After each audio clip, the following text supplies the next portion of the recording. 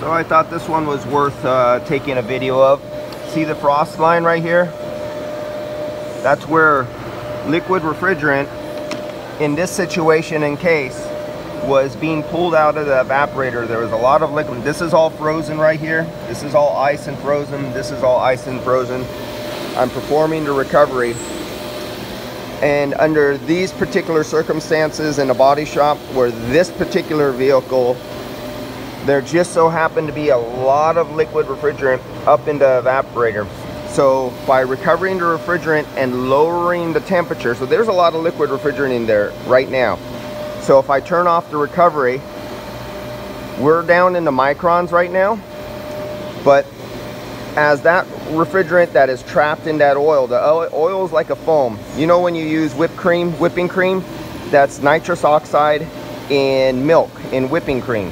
And when you spray it out, it foams up.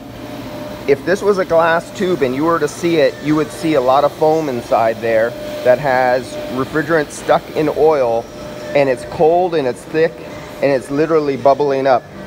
And I want to see if I can turn on the fan here. Do they have the key here? Oh, come on, give me the key. So what I wanted to do was blow air, see if, I know I have battery. I don't know if they emptied the coolant out yet. And I don't see key. Well, that's too bad. I won't be able to catch this on video. But is the key for this vehicle around? The key. La llave? Oh, thank you. Gracias. And so this will instantly flash off and add heat. I'm not going to start it, but what I'm going to do is turn the fan up high, take it off recycle.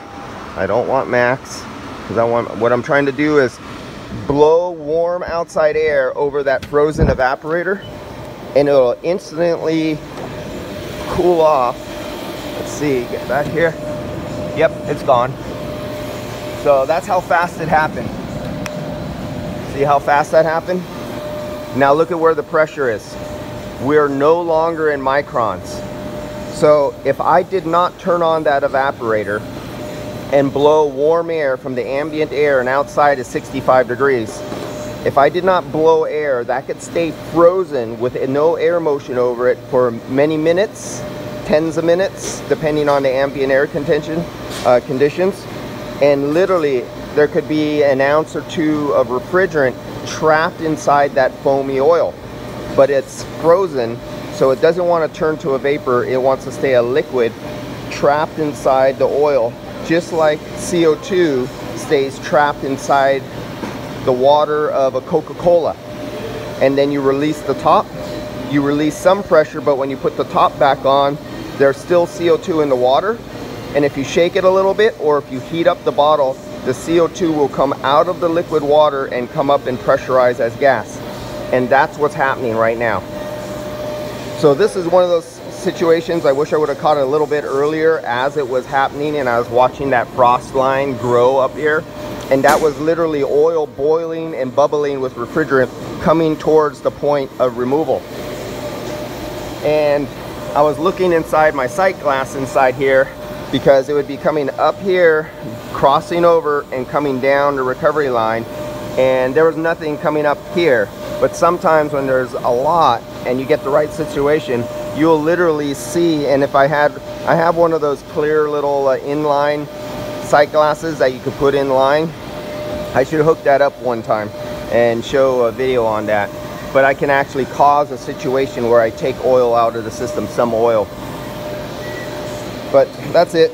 Just giving that little note and showing you that just by turning air on, how fast and rapidly it thaws out that line. And I'm still getting pressurized. It's still in the negative. It's no longer microns. But if I sit here long enough, it'll go from 0 and then start going positive a few psi. So right now I'm going to turn back on the recovery machine is running. See, it's -29 at the vacuum gauge that's inside this unit. I have it shut off right here. It's -4, so I'm going to turn it on and let's watch this. So and then it'll take it back down, and now it's sucking out the rest of the refrigerant. And I'll keep that blower on in there.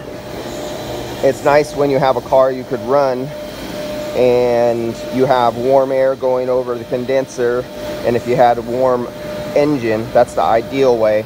But in some of these body shop collisions, you cannot do that all the time. And I'm already back into the microns. All right guys, that was just a quick video.